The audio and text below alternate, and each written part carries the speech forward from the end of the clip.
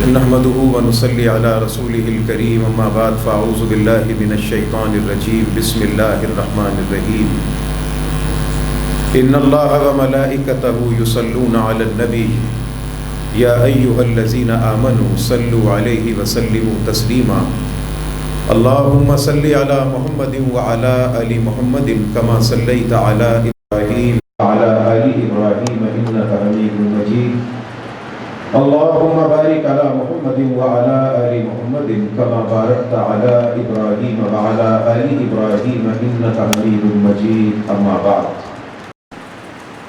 أما بنعمة ربك فحدث صدق الله مولانا العظيم قابل تکریم مائیں بہنیں معلمات پڑھنے والی پڑھانے والی قابل تکریم میری مائیں اور بہنیں عزیزم حضرت مفتی صاحب اس ادارے کے اندر پڑھانے والے تمام اساتذہ کرام پڑھنے والی تمام بچیاں بچے آپ سب کو اللہ کی طرف سے بہت بہت بہت بہت خیر اور برکت ملے اور وہ تمام کے تمام والدین سرپرست جن کی بچیاں اس نعمت عظمیٰ کے حصول کے لیے یہاں پر آئی ہیں اللہ تعالیٰ آپ کے سب کے گھروں کے اندر برکتیں اور خیر عطا فرمائیں۔ ابھی تھوڑی دیر پہلے ہم سب کے مخدوم مکرم، ہم سب کے محسن، ہم سب کے مربی اور مشفق حضرت اقدس حضرت مولانا محمد یوسف خان صاحب دامت برکاتہم العالیہ آپ کے سامنے اپنے قیمتی ترین وقت میں سے وقت نکال کر قیمتی ترین ملفوظات آپ کے سامنے ارشاد فرما کر گئے۔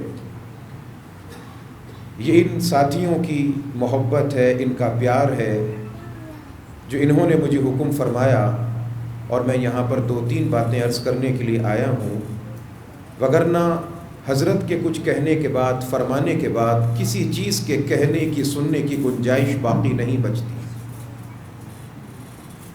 میری ماؤں نے، بچیوں نے، بیٹیوں نے، بہنوں نے پورے سال کے اندر لاک ڈاؤن بھی تھا، کرونا بھی تھا، سب چیزیں تھیں، مگر اس کے باوجود گرتے پڑھتے اٹھتے سنبھلتے اللہ کریم نے آپ کو آج منزل تک پہنچا دیا۔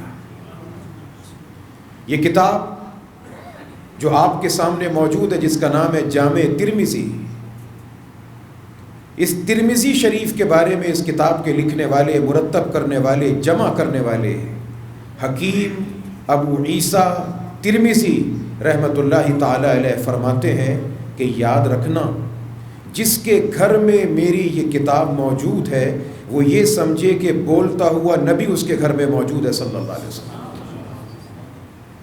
اس کتاب کا ایک آخری حصہ جس کو کہتے ہیں شمائل ترمذی، اس میں جناب رسول اکرم صلی اللہ علیہ وسلم کی ایک ایک زندگی کے نقشے کو بیان کیا گیا ہے، اس طرح سے کہ کوئی باپ اپنے بیٹے کے اور بیٹا اپنے باپ کی وہ چیزیں بیان نہیں کر سکتا جو حضرات صحابہ کرام نے نبی علیہ السلام کی بیان فرما دی۔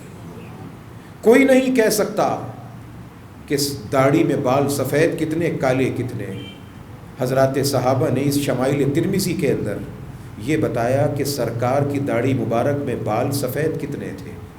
ایک صحابی بولے کہ 14 بال، ایک نے کہا کہ 18، ایک نے کہا کہ 21، ایک نے اس سے کچھ زائد بیان کیے۔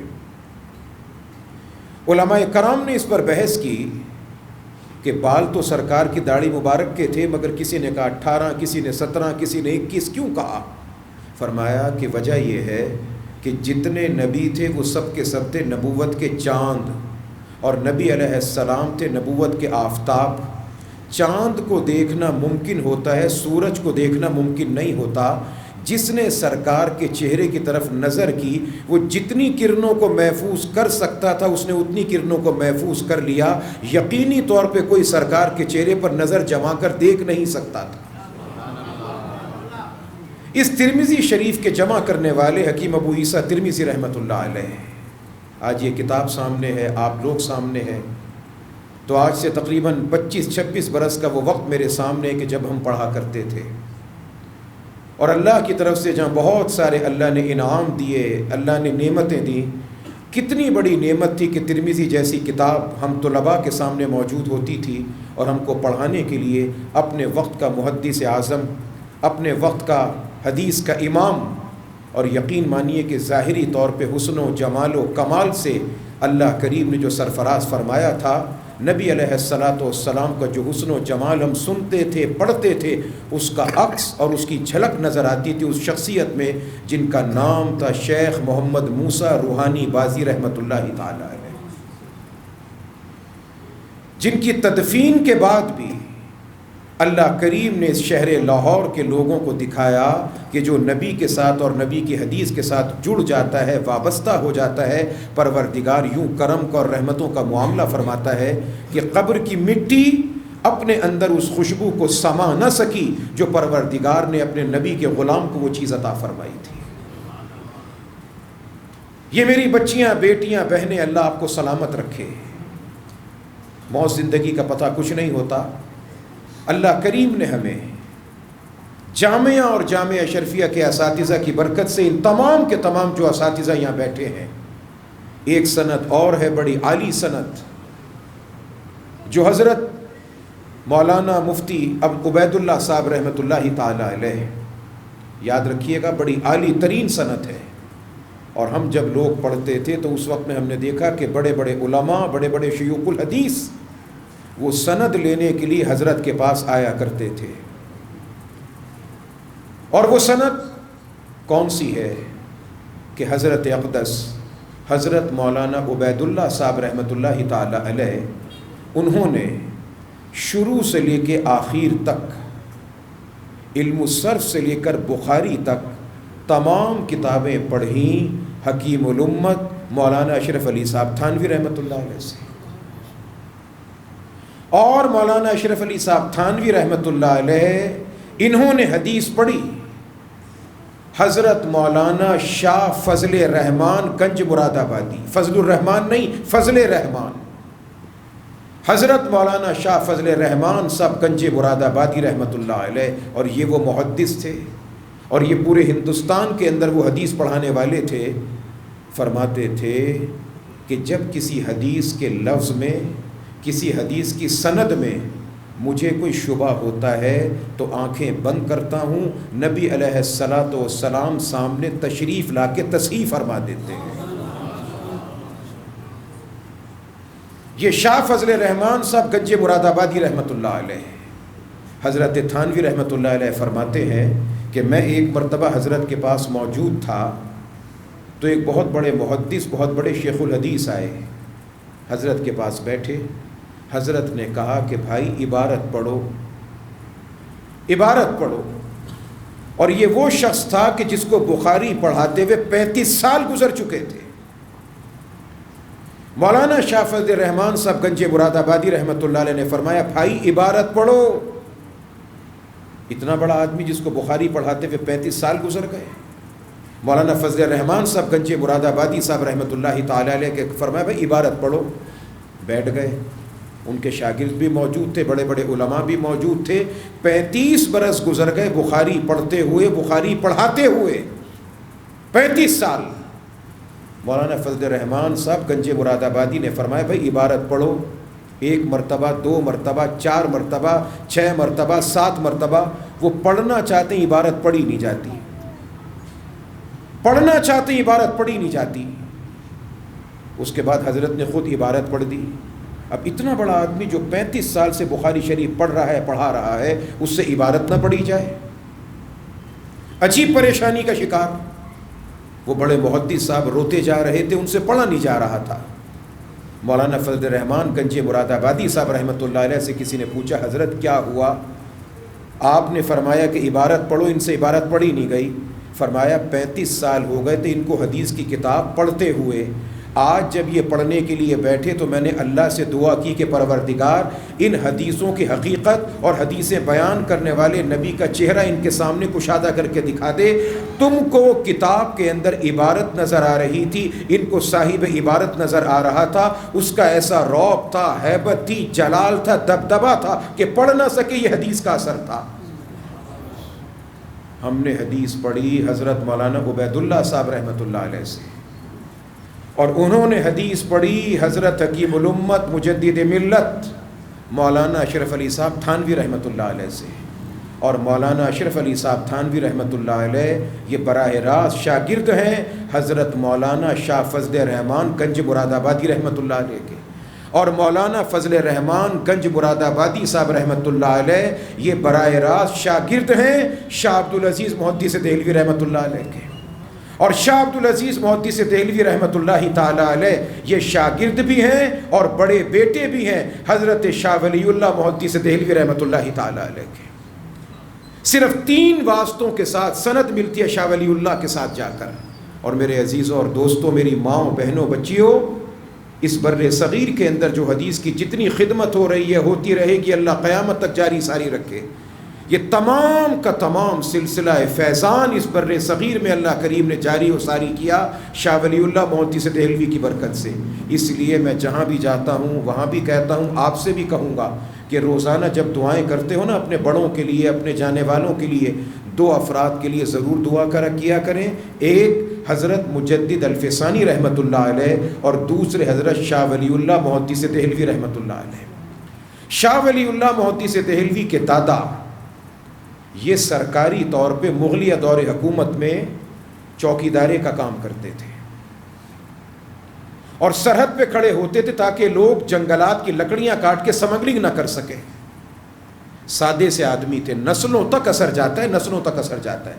آپ کی بچی، آپ کی بیٹی، آپ کی بہن ان حدیث کی کتابوں کے ساتھ وابستگی اختیار کر رہی ہے، پڑھ رہی ہے، آپ کیا سمجھ رہے ہیں کہ یہ چیز بیکار جائے گی؟ نہیں نہیں نہیں، آپ کو پتہ بھی نہیں چلے گا کہ کیسے غیر محسوس انداز میں پروردگار آپ کے گھر میں آقا علیہ السلام کی حدیثوں کی برکت کو جاری فرمائے گا۔ نیک ماں سے ہوئی ہے ابتدا تعلیم کی، کیونکہ ہے آغوش مادر سب سے پہلا مدرسہ۔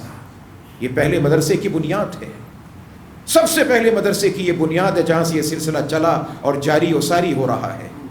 آپ نہ سمجھیے گا کہ یہ چیز بیکار چلی جائے گی، رائے گاں چلی جائے گی، ضائع چلی جائے گی، خدا نہ خواستہ اللہ نہ کرے اس میں کوئی دوسرا سلسلہ ہوگا۔ شاہ ولی اللہ کے دادا سرکاری طور پہ چوکیداری تھے، سرکاری زمینوں پہ اوپر کھڑے ہوتے تھے، سرکاری تھے، اور جو سرکاری چراغ اور شمع جلتی تھی اس کے سائے میں روزانہ رات کو چوکیدارہ بھی کرتے تھے اور 8 سپاروں کی تلاوت کرتے تھے، 8 سپاروں کی۔ اب جو لوگ تھے نا چور ڈاکو قسم کے، انہوں نے کہا یار یہ مولوی ہم کو تو نہ خود کھاتا ہے نہ ہمیں کھانے دیتا ہے، ایسا کرو کہ اس کا کام پار کرو۔ نئی نئی بندوق اور گولی ایجاد ہو کے سامنے آئی تھی بر صغیر کے، تو ایک آدمی بدماش سے آگے بڑھا، رات کے اندھیرے میں شاہ ولی اللہ کے دادا کے سینے میں گولی مار دی۔ گولی لگی انہیں، آواز آئی، ان کے جو دوسرے ساتھی تھے وہ بھاگتے دوڑتے آئے۔ اتنی دیر میں شاہ صاحب کے دادا نے اپنے سینے پہ قرآن رکھا ہوا تھا، کلمہ پڑھ رہے تھے، اور کلمہ پڑھتے پڑھتے مرنے سے پہلے، شہادت سے پہلے کیا دعا کر رہے تھے؟ اللہ میری نسلوں کو اپنے قرآن کی خدمت کے لیے قبول فرما لینا،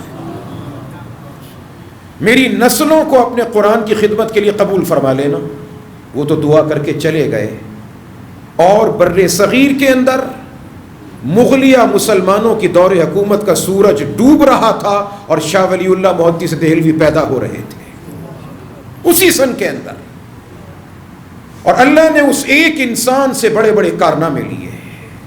اور آج اس محفل کی برکت سے میری بچیوں، بیٹیوں، بہنوں، اللہ تمہیں مبارک کرے، ہم نے اس عظیم استاد سے جو سند لی تھی، گو کہ اس قابل تو نہیں کیا ٹاٹ کے کم خواب میں ٹاٹ کا پیبند لگائیں، مگر بات آپ کی خدمت میں عرض کر رہا ہوں کہ محض 4 واسطوں کے ساتھ پروردگار عالم نے ہمارا روحانی اور علمی سلسلہ جوڑ دیا حضرت شاہ ولی اللہ محدث دہلوی رحمۃ اللہ تعالی علیہ کے ساتھ۔ آپ نے یہ کتاب ترمذی شریف جس کی آخری حدیث پڑھی ہے، یہ حدیثیں کیسے جمع ہوئی، کس طرح سے سلسلہ چلا؟ حکیم ابو عیسیٰ ترمذی رحمۃ اللہ تعالی علیہ آخری عمر میں نابینا ہو گئے، بینائی چلی گئی۔ اپنے ایک ساتھی کے ساتھ جا رہے تھے، ایک مقام آیا، اس مقام پر حکیم ابو عیسیٰ ترمذی رحمۃ اللہ علیہ نے اپنا سر جھکا لیا۔ اب لوگوں نے پوچھا بھئی آپ نے سر کیوں جھکایا؟ جو ساتھ تھے اونٹ پہ سوار تھے، کہ سر کیوں جھکایا؟ فرمایا کہ یہاں پہ تھوڑی دور کے بعد ایک درخت ہے، اور وہ درخت ایسا ہے جو آتے جاتوں کے سر سے ٹکراتا ہے۔ انہوں نے کہا کہ جناب یہاں تو کوئی درخت نہیں ہے، کوئی ٹکرانے والی چیز نہیں۔ فرمایا روک دو، سواری روک دو، اور ایسا کرو یہاں کے پرانے رہنے والوں سے پتہ کرو کہ کوئی درخت تھا یہاں پہ، تھی کوئی ایسی چیز؟ وہاں جو گاؤں والے تھے ان سے پوچھا، ہاں بھائی ایک درخت تھا جو آتے جاتے لوگوں کے سر سے ٹکراتا تھا، ہم نے اسے کٹوا دیا تاکہ لوگوں کو پریشانی نہ ہو۔ فرمایا اللہ تیرا شکر ہے، اس لیے کہ میں آج سے 15 سال پہلے یہاں سے گزرا تھا اور میری یادداشت میں تھا کہ یہاں پہ ایک درخت تھا جو آتے جاتے لوگوں سے ٹکراتا تھا، میں نے اس لیے تم سے کہا کہ پتہ کر لو، اگر وہ درخت تھا تو ٹھیک ہے، اگر وہ درخت نہیں تھا اور میرے ذہن کے اندر بھول لگ گئی تھی، میرے حافظے پہ بھروسہ نہ کرنا، میں نے جتنی چیزیں بیان کی ہیں ان تمام چیزوں کو چھوڑ دینا، کسی اور سے لے لینا۔ اتنی احتیاط کے ساتھ جمع کیا۔ امام مالک رحمۃ اللہ تعالی علیہ کتاب لکھی حدیث کی، سب سے پہلے موطا امام مالک، اور امام مالک رحمۃ اللہ تعالی علیہ حدیث پڑھانے کے لیے آتے تھے نا، ہم لوگ اعتراض کرتے ہیں بس اوقات، حدیث پڑھانے کے لیے آتے تھے، روزانہ نیا کپڑا، نیا جوڑا، نیا سوٹ پہن کے آتے تھے، روزانہ حدیث پڑھائی، اور حدیث پڑھانے کے بعد وہ کپڑے اتار کے دوسرے کپڑے پہنے، وہ صدقہ کر دیے۔ ایک مرتبہ ایک صاحب کہنے لگے حضرت آپ تو بڑی فضول خرچی کرتے ہیں، روزانہ نئے کپڑے پہنتے ہیں۔ فرمایا بھائی میں کرتا نہیں، میرے اللہ کرواتے ہیں، اس لیے کہ سال جب ختم ہوتا ہے، نیا سال جب شروع ہونے والا ہوتا ہے، پچھلے سال کی آخری تاریخ ہوتی ہے، نئے سال کا پہلا ہوتا ہے، مجھے آج تک پتہ نہیں، جس کی باتیں کرتا ہوں وہی میرے نخرے اٹھاتا ہے، مجھے کچھ نہیں پتہ۔ میرے گھر کے دروازے پر دستک ہوتی ہے جب کوئی باہر جاتا ہے، پورے سال کے 360 سلے ہوئے جوڑے دروازے پہ رکھے ہوئے ہوتے ہیں، اور جب تک زندہ رہے شہر مدینہ کے اندر کبھی جوتی پہن کے نہیں چلتے تھے کہ ممکن ہے میرا پاؤں کسی ایسی جگہ نہ پڑ جائے جہاں آقا علیہ السلام نے پاؤں جوتی کے بغیر رکھا ہو اور مالک کا پیر جوتی سمیت نہ پڑ جائے۔ کتاب لکھی موطا امام مالک، کچی سیاہی سے کاغذ پر کتاب لکھنے کے بعد اسے اس زمانے میں لیمینیشن بھی نہیں، پلاسٹک کوٹڈ کور بھی نہیں، کتاب کو ایسے پکڑا اور مسجد کے اندر گئے نماز فجر کے وقت، اور نماز فجر کے وقت مسجد میں جا کر امام مالک رحمۃ اللہ تعالی علیہ نے اس کتاب کو پانی کے تالاب میں رکھ دیا اور اللہ سے دعا کی کہ بار الہ پروردگار اگر یہ کتاب تیری رضا کے لیے، تیرے حبیب کی رضا کے لیے لکھی ہے اسے باقی رکھنا، نہیں تو پروردگار مٹا کر ختم کر دینا۔ بھائی فجر کے وقت میں کتاب پانی کے تالاب میں ڈالی اور مغرب کے وقت میں جا کر کتاب کو نکالا، پانی کے ایک قطرے نے کاغذ کو گیلا تک نہیں کیا تھا۔ یہ ہے اخلاص کی برکت۔ اس لیے پڑھانے والے، پڑھنے والے سب کے سب نیت میں اخلاص پیدا کریں، نیت میں اخلاص پیدا کریں کہ اللہ تو راضی ہو جا، تیرے حبیب راضی ہو جائیں صلی اللہ علیہ وسلم۔ آپ جن کی بچیاں، بیٹیاں، بہنیں اس حدیث کی پڑھنے کے ساتھ، پڑھانے کے ساتھ وابستہ ہیں، اللہ آپ کو برکتیں عطا فرمائے۔ اچھا بھائی اب یہ حدیث مبارکہ ترمذی شریف، تفصیلات میں نہیں جانا چاہتا، میں جا بھی کیا سکتا ہوں، چھوٹا سا طالب علم، حدیث پڑھی میری بچیوں نے، بیٹیوں نے، میں نے سنی۔ اس کے اندر دیکھیں یہ ہے، کل ہوگی 7 مارچ، عورتوں کی آزادی کا مارچ، میرا جسم اور میری مرضی، اور یہ ہے نبی کے جسم کی اور نبی کی مرضی کی بات کہ مسلمان عورت کی آواز بھی پردہ ہے۔ آپ بیٹھے ہیں، صرف جس کو انہوں نے استاد سمجھا وہاں تک آواز آئی، اور جو شریعت کے ساتھ، دین کے ساتھ جڑتا ہے، وابستہ ہو جاتا ہے، اللہ کریم اسے برکتیں بھی عطا کرتا ہے، رونقیں بھی عطا کرتا ہے، عزتیں بھی عطا کرتا ہے۔ آپ خود دیکھ لینا، یہ بچیاں، یہ بیٹیاں، اللہ آپ کو سلامت رکھے، انشاءاللہ آپ کے رشتے بھی پروردگار بہترین کروائے گا، آپ کو پروردگار اولاد بھی فرما بردار عطا فرمائے گا، آپ کی زندگی میں مولا کریم برکتیں، بہاریں، رونقیں عطا فرمائے گا۔ اچھا بھئی اب ترمذی کی آخر میں 2 باب پڑھے گئے مختصر۔ نمبر 1، پہلا باب ہے نبی علیہ السلام کی وراثت کے بارے میں۔ وراثت، حضور علیہ السلام نے فرمایا کہ نبی کی وراثت کے اندر نہ مال ہوتا ہے، نہ سونا ہوتا ہے، نہ چاندی ہوتی ہے، نبی کی وراثت میں علم ہوتا ہے، جسے چاہیے جی بھر کے لے لے، جسے چاہیے لے لے۔ یہ وہ اہم ترین باب ہے کہ آپ یقین مانیں کہ اس وقت میں موجودہ حالات میں نہ وہ بات کرنا چاہتا ہوں نہ اس طرف جانا چاہتا ہوں. جس بات کو بنیاد بنا کر صدیق اکبر رضی اللہ تعالیٰ عنہ پر الٹی سیدھی باتیں کی گئیں، اس حوالے سے یہ پورا باب موجود ہے. الحمدللہ مجھ جیسا طالب علم تکرار کرنے کے لیے بیٹھے تو انشاءاللہ اس وقت میں شروع ہو جاؤں تو اللہ کی ذات پہ بھروسہ ہے کہ نماز عشاء تک میں آپ کو یہ بتا سکتا ہوں انشاءاللہ کہ نبی علیہ الصلوۃ والسلام کی وراثت کیا تھی، کیا ہے، کیا نہیں. نبی اکرم سرور دو عالم صلی اللہ علیہ وسلم کی وراثت علم تھی، علم تھا، علم تھا، علم تھا. حضور کی وصال کے بعد خاتون جنت فاطمۃ الزہرا رضی اللہ تعالی عنہا آقا علیہ الصلوۃ والسلام کے لخت جگر صاحبزادی صدیق اکبر کے پاس آئیں اور صدیق اکبر کے پاس آ کے فرمایا کہ ابو بکر، زمین ہے فدق کے نام سے خیبر کے مقام پر، وہ زمین میرے ابا جان کی ہے، میں اپنے باپ کی بیٹی ہوں، مجھے وراثت میں دے دو.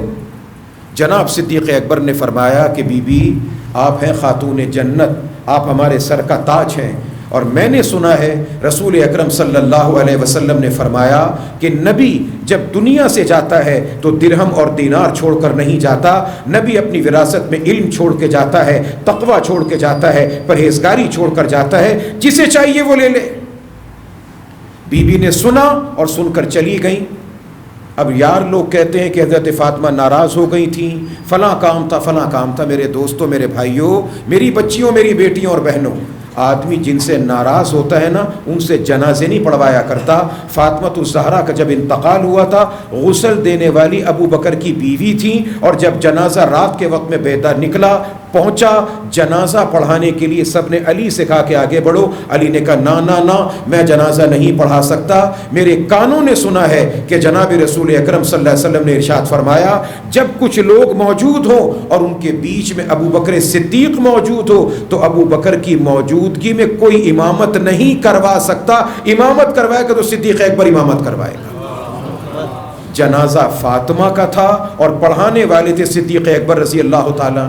تو بھائی پتہ چلا کہ فاطمہ الزہرا ناراض نہیں تھی بلکہ خوشی خوشی گئی تھی صدیق اکبر کے ساتھ. تو نبی کی وراثت میں علم ہوتا ہے، نبی کی وراثت کے اندر مال و دولت نہیں ہوتا. قرآن حدیث اس پر شاہد ہے، تفصیلات میں نہیں جانا چاہتا.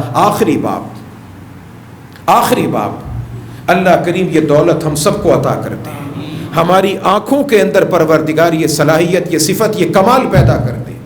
جو حدیثیں پڑھیں بچیوں نے سنائی، وہ حدیث کیا ہے کہ جناب رسول اکرم سرور دو عالم آقا انعامدار حضور احمد مجتبی محمد مصطفیٰ صلی اللہ علیہ وسلم ارشاد فرماتے ہیں میرے کلمہ پڑھنے والوں، میرے امتیوں، یاد رکھنا حالت خواب میں تم میں سے جس کسی نے خواب میں میری زیارت کی اسے چاہیے کہ یقین کرے کہ اس نے مجھ کو دیکھا ہے، اس لیے کہ شیطان میں یہ طاقت نہیں ہے کہ مصطفیٰ کا چہرہ اختیار کر کے کسی کو دھوکہ دے سکے.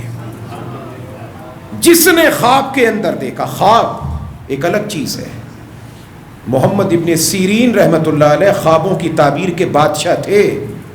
فرماتے ہیں الرؤیا تسر ولا تغر، خواب خوشی کے لیے ہوتا ہے، دھوکے کے لیے نہیں ہوتا. یہ نہیں کہ میں نے اچھا خواب دیکھا تو میں کہوں کہ میرے سر پہ پر لگ گئے، میں اڑنا شروع کر دوں. نہیں، خواب ایک الگ عنوان ہے. یہی خواب ہے جو جناب یوسف علیہ السلام بچپن میں دیکھتے ہیں، تعبیر 40 سال کے بعد ملتی ہے. یہی خواب ہے جو مصر کا بادشاہ کافر ہے دیکھتا ہے کہ 7 گائے دبلی، 7 گائے موٹی، پتلی گائے موٹی گایوں کو کھا رہی ہیں. تعبیر بتاؤ، کوئی نہ بتا سکا. یوسف علیہ السلام جیل میں قید ہیں، تعبیر بتاتے ہیں. بتا دی تعبیر، اللہ نے پوری کر دی تعبیر. خوابوں کی ایک الگ دنیا ہے، ایک الگ عنوان ہے. مگر یاد رکھنا میرے دوستو، نبی علیہ السلام فرماتے کہ جس کسی نے مجھ پر جھوٹ بولا اسے چاہیے کہ ٹھکانہ جہنم میں بنا لے.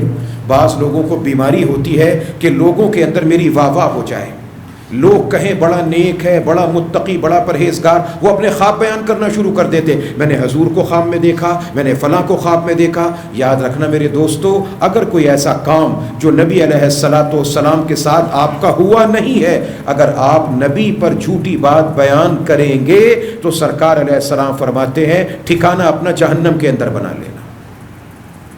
حدیث کے اندر جو بچیوں نے حدیث پڑھی وہ کیا ہے؟ وہ یہ حدیث ہے کہ آقا علیہ السلام فرماتے ہیں کہ جس کسی نے مجھے خواب میں دیکھا وہ یقین جانے کہ اس نے مجھی کو دیکھا ہے، اس لیے کہ شیطان میری صورت اختیار نہیں کر سکتا۔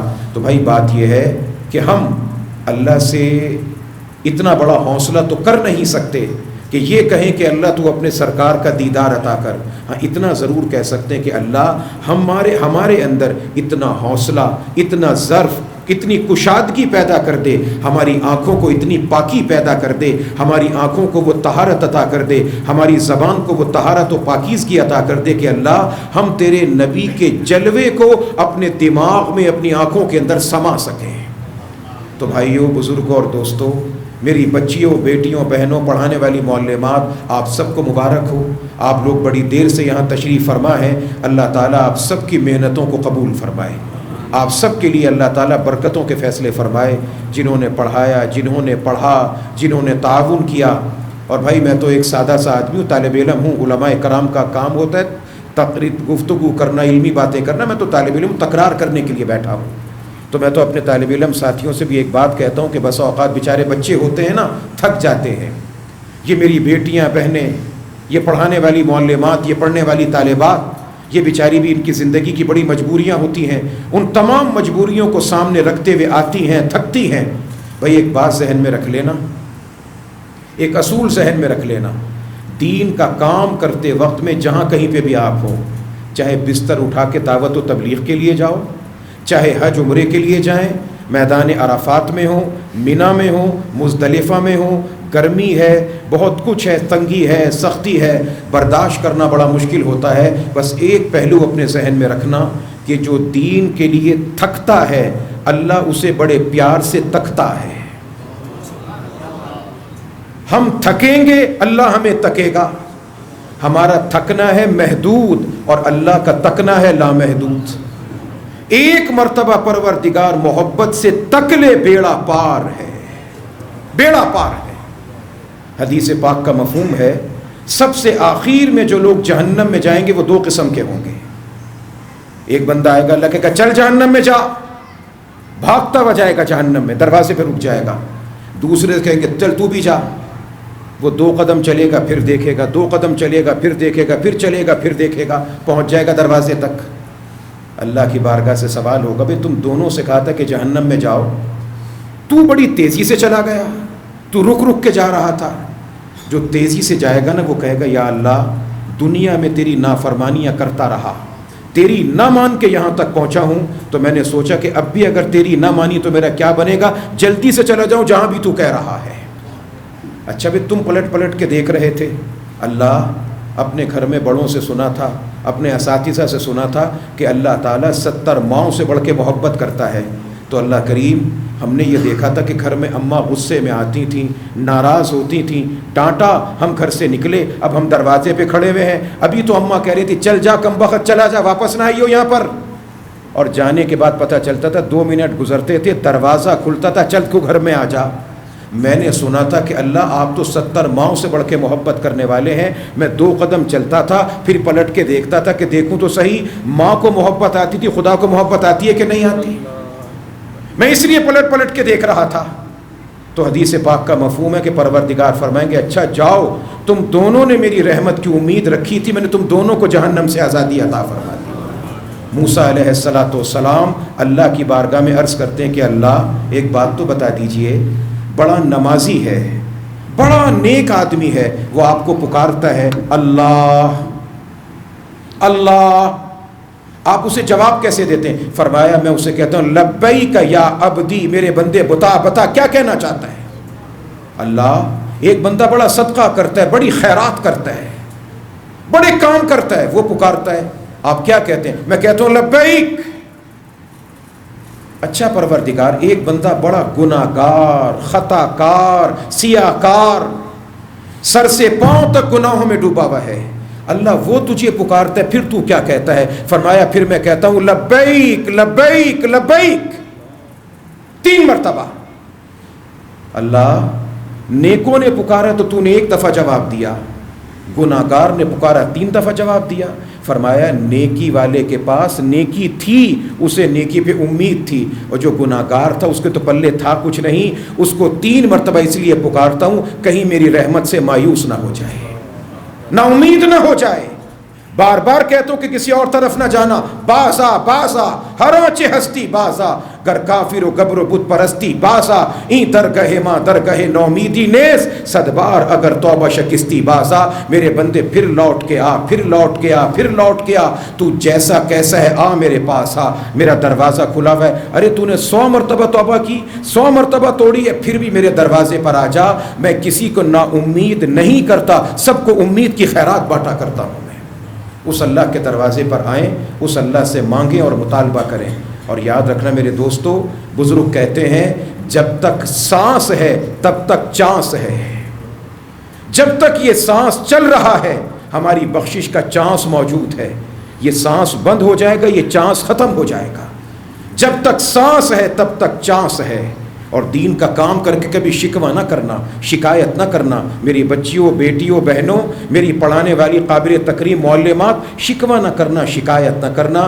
آنے والا میں آپ کا خادم، آپ کا بھائی، آپ کا نوکر، آپ کا میں خدمت گزار، میں آپ کے لیے دعاؤں کرنے والا، آپ سے دعائیں چاہنے والا۔ بس میری ایک بات کو یاد رکھ لینا، جب کبھی کوئی کام کرتے ہوئے رکاوٹ آ جائے، پریشانی آ جائے، تھکاوٹ آ جائے، بس ایک بات ذہن میں رکھنا کہ جو اللہ کے لیے تھکتا ہے اللہ اسے تکتا ہے، اور جس وقت میں اللہ نے تک لیا بیڑا پار، بیڑا پار، بیڑا پار ہے۔ اللہ کریم عافیت فرمائے۔ اور آخری بات، بالکل آخری بات، اس لیے اس کو آخر کے اندر رکھا گیا، مفتی صاحب نے توجہ بھی دلائی تاکہ آخری بات ذہن میں رہتی ہے۔ 22 رجب آپ خواتین موجود ہیں، عام طور پہ خواتین جو ہیں رسوم و رواج، بدعات و خرافات، ان چیزوں کی طرف زیادہ رجحان ہوتا ہے۔ میری ماؤں، بیٹیوں، بہنوں، میرے بھائیوں اور بزرگوں، رجب کی 22 تاریخ کو جو کنڈے کی رسم بد کی جاتی ہے اس کا شریعت سے کوئی تعلق نہیں ہے، کوئی تعلق نہیں، دور دور کا تعلق نہیں ہے۔ 1929 اور 1930 اس سے پہلے اس رسم کا دنیا میں کوئی رواج نہیں تھا، لہذا خود بچیں، اپنی اولادوں کو بچائیں۔ خوراک کا اثر بہت گہرا پڑتا ہے، جو خوراک اندر جاتی ہے ویسے اعمال باہر نکلتے ہیں، اور غیر اللہ کے نام پر جو شرک و بدعت پر مبنی خوراک ہے نا، وہ انسان کے اندر اندھیرا پیدا کر دیتی ہے۔ لہٰذا بھائی یہ کوڑا، یہ رسم، یہ حلوہ، پوری، کچوری، بھاجی، چنے، یہ حلوے اور کھیرے، ان کھانوں کو چھوڑو۔ کھانا تو آپ اپنے جسم میں کھا لو بھائی، ہرن کا گوشت کھا لو یا چھانگورا کھا لو، نکلنا ایک ہی چیز بن کر ہے۔ ایسا نہیں ہوگا کہ گوشت کھاؤ گے تو پیٹ میں سے گلاب جامن باہر نکلیں گے یا جناب علی عرق گلاب باہر نکلے گا۔ جتنا مزیدار کھانا جسم میں جاتا ہے اتنا بدبودار بن کے باہر نکلتا ہے، اور کھانا بھی حرام کا ہو، غیر اللہ کے نام کا، تو وہ تو انسان کا بیڑا غرق ستیاناش کر دیتا ہے۔ اس لیے بچے ان چیزوں سے۔ اور بھائی ایک بات بتلا دوں، آپ ماشاءاللہ کاروباری لوگ ہیں، میں تو اللہ کے دور مسجد، مجھے تو کچھ نہیں پتا، آپ کاروباری لوگ ہیں، آپ نے اپنے بچے کو، بیٹے کو، داماد کو، بھتیجے کو کاروبار کروایا، پیسے لگائے 15 لاکھ 20 لاکھ، یہ کام کرو یہ کام کرو۔ تھوڑے دن کے بعد کسی نے پوچھا ہاں بھائی کیا ہوا؟ کہنا آپ نے کہا یار وہ تو بالکل بے وقوف آدمی ہے، میں نے اتنے پیسے لگا کے کام کروایا، اس نے تو میرا کوڑا کر کے رکھ دیا۔ یہ لفظ اردو میں، پنجابی میں بولا جاتا ہے، یہ یونیس نیچرل پروٹو کی باتیں نہیں ہیں، اسی دنیا کی بات ہے۔ اگر خسارہ ہو جائے، کسی انسان کا بالکل کاروبار ٹھپ ہو جائے، کیا کہتے ہیں اس نے میرا کنڈا کر کے رکھ دیا۔ میرے دوستوں جو لفظ کنڈا نقصان اور خسارے کے لیے بولا جاتا ہے، وہ عبادت کیسے ہو سکتا ہے؟ کہیں ایسا نہ ہو جائے کہ کنڈا کرتے کرتے اور کنڈے کھاتے کھاتے میرے اور آپ کے ایمان کا کنڈا نہ ہو جائے، اس کا خسارہ نہ ہو جائے۔ دراصل 22 رجب یہ حضرت امیر معاویہ رضی اللہ تعالیٰ عنہ کا یوم وفات ہے، اور صحابہ کرام کے دشمنوں نے اس یوم وفات کو یوم جشن منانے کے لیے سارا کام کیا ہے۔ اللہ کریم میری آپ کی ہم سب کے ایمان و عقیدے کی حفاظت فرمائے، اور جو حدیث پاک پڑھی ہے، جن بچیوں نے پڑھی ہے، جنہوں نے پڑھایا ہے، اللہ ان سب کے لیے عافیت اور کرم کا معاملہ فرمائے۔ وآخر دعوانا ان الحمد للہ رب العالمین۔ تمام ساتھی، خواتین اپنی جگہ پہ، مرد یہاں پر 1 مرتبہ سورہ فاتحہ، 3 مرتبہ سورہ اخلاص پڑھیں، اس لیے کہ اس پورے سال میں جتنے علماء کرام رخصت ہوئے ہیں ہماری پوری زندگی میں کبھی اتنے علماء رخصت نہیں ہوئے. یہ بہت بڑے کلمیہ، بڑے بڑے محدث علماء، ہندوستان، پاکستان، بنگلہ دیش، بڑے بڑے علماء بالکل ایسے رخصت ہوئے جیسے اب آسمان سے بارش برستی ہے، ایسے رخصت ہو گئے. اللہ کریم ان کی مغفرت فرمائے، جو موجود ہیں ان کی زندگی میں خیر و برکت فرمائے. تو اب ہم دعا کرتے ہیں جو ہماری اصل عبادت کا مقصد ہے. اور آپ تمام لوگوں کا بہت شکریہ، بہت شکریہ جو پورے سال مفتی صاحب کے ساتھ تعاون کرتے رہے، آج کے اس پروگرام کے اندر تعاون کیا. میری مائیں بہنیں جو آپ لوگ اس ورکنگ ڈے کے اندر اپنا وقت نکال کر تشریف لائے، پڑھنے والے، پڑھانے والیاں جتنے ہیں، اللہ کریم سب کو اپنی بارگاہ سے جزائے خیر عطا فرمائے، عافیت کا معاملہ فرمائے. اور میری دعا ہے کہ پروردگار اس ادارے کو برکتیں عطا فرمائے، ترقیات عطا فرمائے، اسے مزید وسعتیں عطا فرمائے، اسے مزید کشادگیاں عطا فرمائے.